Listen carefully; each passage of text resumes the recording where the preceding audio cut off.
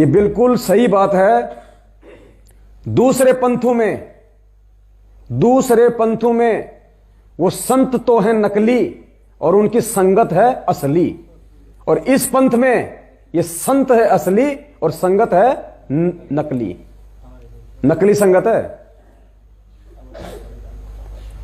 इस बहम में मत रह जाना कि गुरुजी ने बोल दिया टोल के टोल जाएंगे, जहाज के जहाज भर के जाएंगे। कुछ नहीं जाएगा। संत कहां बोलता है ये वही जानता है।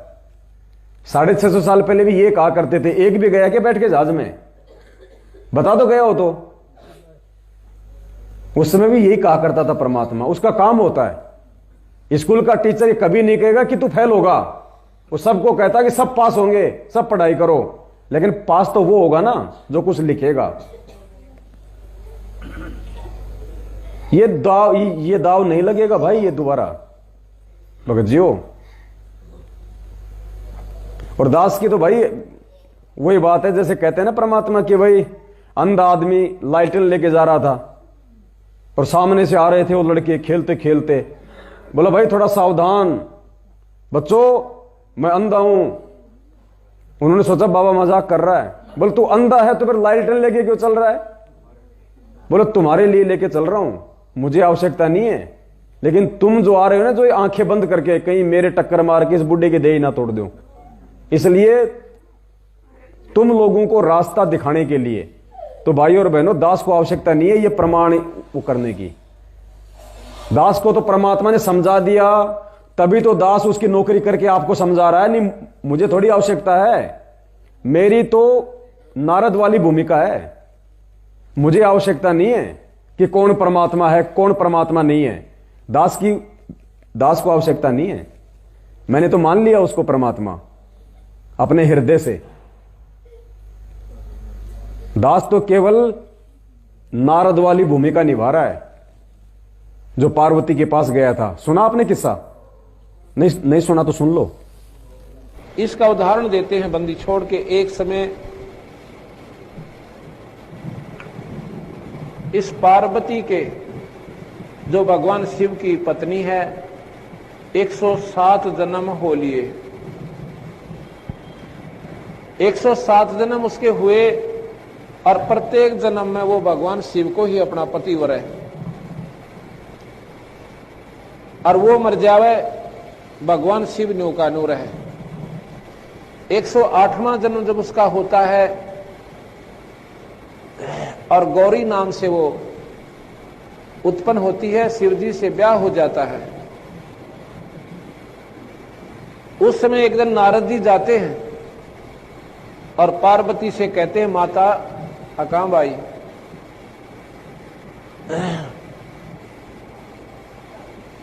कि आप अभी तक जन्म और मर रहे हो और आपके घर में इतनी बढ़िया वस्तु और आप फिर भी दुख पा रहे। कैसे भाई, मेरे समझ में नहीं आई तेरी बात, क्या कहना चाहता है नारद तू? माता मैं बताऊं, भगवान शिव के पास एक ऐसा मंत्र है, अमर मंत्र, यदि वो आपको सुना दें, यानी आप उससे नाम ले लो उनसे, वो मंत्र आपको बता दें तो आपकी मुक्ति हो जाए। वह बोली नारद, यह बात तो भाई मेरा जची को ना। क्यों ना जची? नारद जी ने कहा कि आपके 107 जन्म हो लिए, 107 बार तो आप मर चुके और 108वें की तैयारी हो रही, आधी उम्र जा ली आपकी। भाई एक बात बता, भगवान शिव जी मुझे इतना प्यार करते हैं, मेरे लिए वो जान भी दे सकते हैं, और तू क्या वो नाम ले रहे और मैं मर जाऊं, मुझे मरती देखते रहे। नारद जी बोले कि जान दे सकते हैं पर वह नाम नहीं दे सकते। ने बोला भाई तो क्या मैं अंग्रेजी से बोल रहा है, तो सीधी बता। मैंने क्या बात है? बात यह है माता जी कि आपने हृदय से पुकार नहीं करी उनसे। अभी तक आप उनको एक पति रूप से देख रहे हो, और जब उसको दूसरी दृष्टि से भगवान स्वरूप मान के और गुरु रूप से उसकी दृष्टिकोण से देखोगे और चरणा में पड़कर छक्कर होगे, तड़प के साथ और फिर प्रार्थना करोगी, जब यो नाम मिलेगा और काम भी जब ही करेगा। और बताऊं क्या कि जो थारे घर में वो 107 खप्पर टंग रहे हैं ना, वो कंकाल तेरे सिर के हैं भाई, मेरे सिर के, हाँ तेरे सिर के हैं भाई। और वो कई भगवान शिव जी भी अपने गले में गाल ले गिनती करे है कि 107 बार मेरे लिए निर्वाह, कहीं भी समझ में ना आती इसका नाम ले लूं, पर कहता को ना वह बोली रहता ने तो जुल्म कर दिया, मैं कितना जोगी भी ना छोड़ी तो नहीं गलत मानू तो वह दस्ती ना, क्योंकि वो 107 सिर। पर आज पूछूंगी वह किसके से, आज पूछिए मत ना, तू पाया में पड़ जाइए, भी पूछने में लगी रहेगी बावड़ी, पैरा में पड़ जाना और जब छोड़ना, जब नाम देने की यहां भर लें कि दिन में पूछा किसके हर तरह जचा ना जचा, अरे भाई ठीक से। तो उसको ऐसी लगन लगी कि नारद बिल्कुल सही खबर ले आकर, और आज मेरे कोई 16 दिन आगे हैं और 107 दिनों मैंने भोग लिए। अब देखो विचार करने की बात है, ध्यान से सुनना। जैसे पार्वती के समझ में नहीं आ रहा था ना, उसके घर में भगवान था, पार्वती के घर में था भगवान शंकर जी, जो 3 लोक का मोक्ष उनको दे सकता था, लेकिन वो उसको परमात्मा नहीं मान रही थी, वो उसको खाली अपना पति ही मानती थी। जैसे आज संगत सात संगतियों से पहले केवल अपने गुरुजी को गुरुजी ही मानती थी, उनको परमात्मा नहीं मानती थी। फिर नारद जी वहां पे गए और पार्वती के अंदर वो चीज डाली, उसके बाद उसके भाव चेंज हुए, और फिर शंकर जी ने कहा कि ये तेरे विचार तो नहीं है पार्वती, ये बता अपने घर पे कौन आया था? बोले नारद जी आए थे। तो दास की तो नारद वाली भूमिका है पार्वती को ये समझाने की। ध्यान से सुनना। और पार्वती से कहते माता भाई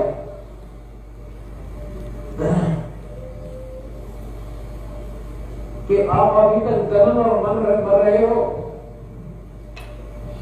और आपके घर में इतनी बड़ी वस्तु, और आप फिर भी दुख पाए। अब कैसे भाई, मेरे समझ में नहीं आई तेरी बात, क्या कहना चाहता है नारद तो?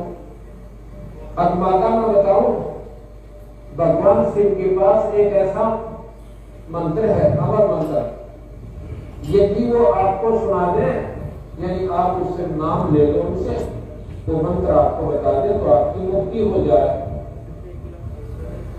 वह बोली नारद यह बात हो भाई मेरा सच्ची बोला, क्यों ना सच्ची?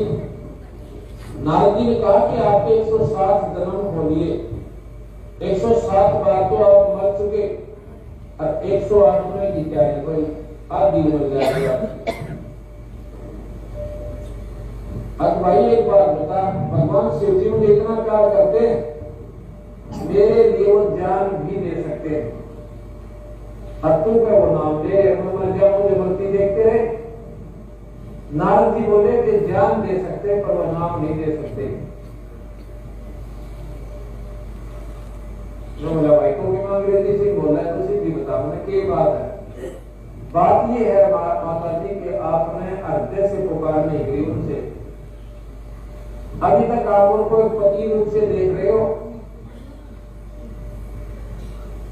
और जब उसको दूसरी दृष्टि से भगवान स्वरूप मानकर और गुरु रूप से उसकी दृष्टिकोण से देखोगे और चरणों में पड़कर शंकर होगे, तलब के साथ और फिर प्रार्थना करोगे, जब ये नाम मिलेगा और काम भी जब भी करेगा। और बताऊं क्या कि जो थारे घर में वो 107 खप्पर टंग रहे हैं ना, वो कंकाल तेरे सिर के है भाई, मेरे सिर के, हाँ तेरे सिर के भाई। और वो कई भगवान शिव जी भी अपने घर में उठा लेकिन ठीक है 107 बार नरेंद्र बार कहीं भी सब नाम तीज का नाम दे, पर कहता है ना और बड़ी रहता तो जुर्म कर दिया, मैं गीता जो भी ना छोटी तरह गलत मानो तुम्हारा सीमा क्योंकि 107 से प्राचुत होगी वो किसके अचूसी होना तो पाया पड़ जाएगी। इतना सुनने के बाद भी पार्वती क्या बोल रही है कि आज मैं पूछूंगी। तो नारद जी क्या बोले, पूछना मत, ये गलती और मत कर देना, पूछना मत। ये संकेत उन नासमझ लोगों के लिए है जो ये सोच के बैठे ना कि गुरुजी आएंगे तब बताएंगे कौन सही है कौन गलत है। हमें क्या पता, गुरुजी बताएंगे। अरे गुरुजी ने बताना था तो फिर 27 साल से सत्संग के आचार डालने के लिए दिए। ये सत्संग क्या बताएंगे फिर? सत्संगों से फिर हम क्या निर्णय करेंगे? क्या हम गुरुजी से पूछेंगे कि गुरुजी आप भगवान हो क्या? गुरुजी आप ही हो क्या कबीर परमात्मा?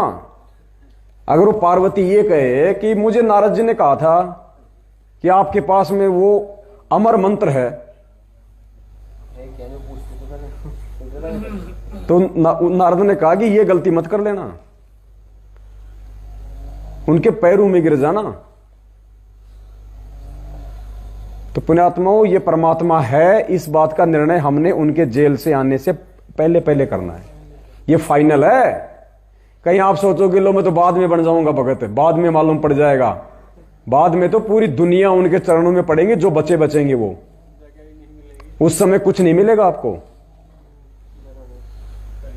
हिसार जेल से आने से पहले पहले जिसने इनको परमात्मा मान लिया हृदय से, ज्ञान से, वो इसका है, अन्यथा इसका वो नहीं होगा। जन्म ही बढ़ेंगे।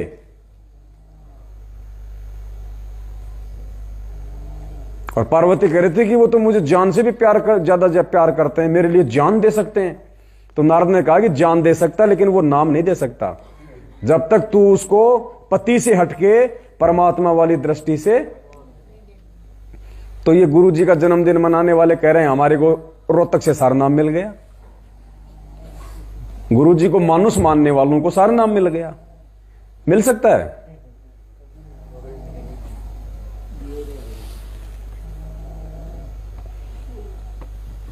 इसका नाम दे पर कहता को ना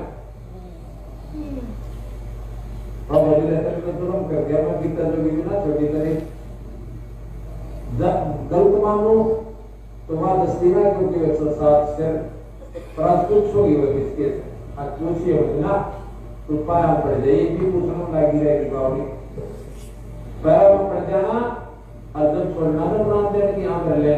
तो पूछा किसके नाम बताए। अरे भाई ठीक है। तो उसको ऐसी लगने लगी कि नारद बिल्कुल सही खबर लाएगा। और आज मेरे को 16 दिन आगे हैं, 107 दिन उन्होंने बोल दिए। अब देखो विचार करने की बात है।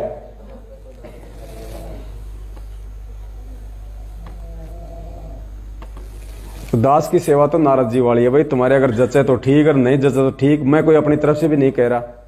खुद ही जो सत्संग है, अब ये सत्संग है तो सत्संगों में तो परमात्मा ने सब कुछ छुपा रखा है ना। तो दास की तो इतनी सी ड्यूटी है, उस परमात्मा के आशीर्वाद से, उसके द्वारा दी गई सद्बुद्धि से आप जियों के सामने रख रहा हूं। बस इतना सा रोल है। अब इससे भी अगर कोई नहीं समझे और आके यहीं अगर खलड़का भरे तो फिर बात अलग है।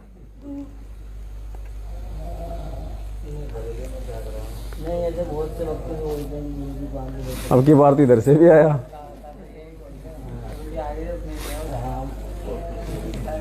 सत 70% तो सो गई माता बहन भी। भगत जी अगली बार ये लड्डू मत बनाना, ये किसने बनाए?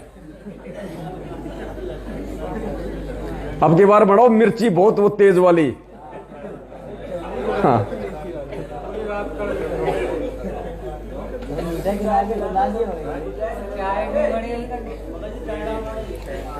चाय राम की सेवा कर लो कोई भाई। सबद बहन जी, अब देखो ऐसा ना, ये रात का समय, फिर आसपास वालों ने अगर कोई शब्द घुमा दिया थाने में फिर दिक्कत हो जाएगी। अपने को अपना टाइम सा पास करना। आप ये समझो, आप और हमारी स्थिति ऐसी है जैसे जीव ये दांतों के बीच में है। मैनेजमेंट वालों के लिए कोई दिक्कत नहीं है, वो रात पूरी रात चिल्लाओ, वो पहले थाने में 5-10 हजार रुपये दे के आ जाते हैं। अभी हिसार में गए, सत्संगति थी, पुलिस का क्या मतलब था वहां आने का? सत्संग कर रहे थे ना, लाखों रुपए डाल दिए जेब में, पुलिस ने भी उन्हीं का साथ दे दिया। तो ये सब कुछ हमारे, आप और हमारे जो है ना, ये मतलब विपक्ष में है यहां। ये तो आप ये सोचो, ये तो सतगुरु रामपाल जी भगवान की विशेष मेहर है जो आज 1 तारीख को हम साथ संगति कर पा रहे हैं। नहीं तो आप अपने अपने मोबाइल में चेक कर लेना, एक पीड़ा परचाया होगा दिन में कि सतगुरुदेव जी का आदेश है, अगले आदेश तक कोई भी सत्संग नहीं करेगा, कोई पुस्तक सेवा नहीं करेगा। अरे 1 तारीख को लोगों के सत्संग बंद हो रहे हैं, तुम्हारे शुरू हो रहे हैं। सारे बंद हो गए टोटली सत्संग इनके। अब बताओ तुम आज पूरी संगत में केवल यही सत्संग हो रहा है। तो ये मालिक की मेहर है आप और हमारे ऊपर। पूरी पृथ्वी को हो रहा है, यही सत्संग हो रहा है। मैनेजमेंट वालों का काम है पोपट का चिंतन करते हो रहे। और सत्संग का मतलब क्या बताया परमात्मा ने? पुण्यात्मा, हमने इन बातों पे विचार करना पड़ेगा। अब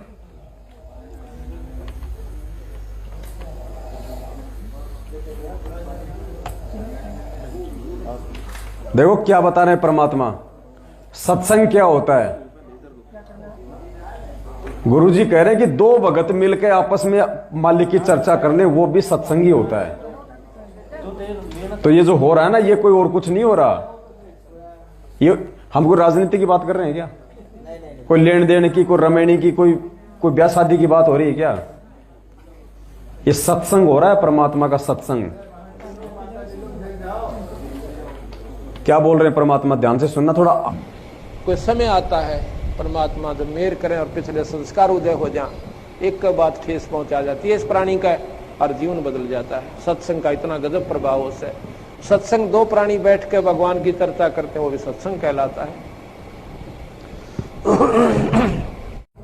2 प्राणी बैठ के भगवान की चर्चा कर ले, वो भी सत्संग ही होता है।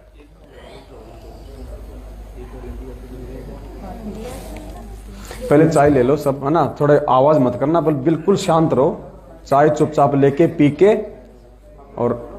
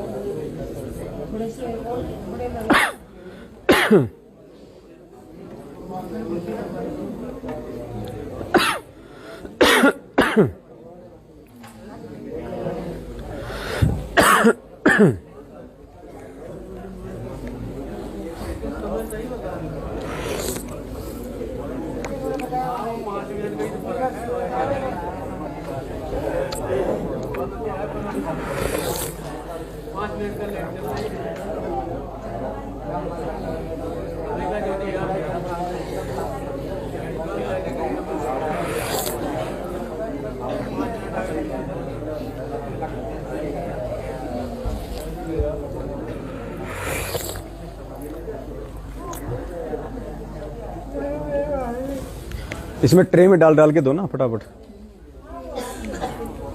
ट्रे में डाल के दे दो।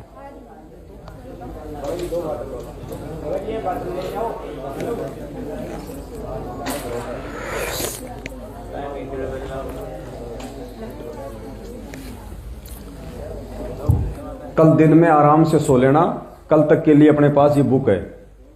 कल दिन में आराम से सोना, कोई दिक्कत नहीं है। आज तो सोने देंगे नहीं। देखो ऐसे ही है ना, आत्मा धीरे धीरे ऐसे ही होती है रिचार्ज। अब आप कल चले जाओगे, कुछ सुनने को नहीं मिलेगा। घर पे जाओगे, 100 प्रकार के कामों में ये काल उड़ जल देगा। आगे अब कोई साथ संगति होनी नहीं है। जयपुर वाली भी कैंसिल। भाई नाइट कर्फ्यू है, 200 आदमी से ज्यादा की अनुमति नहीं। अगर अब भी यहां अगर पुलिस आ गई तो सबको बाहर कर देगी।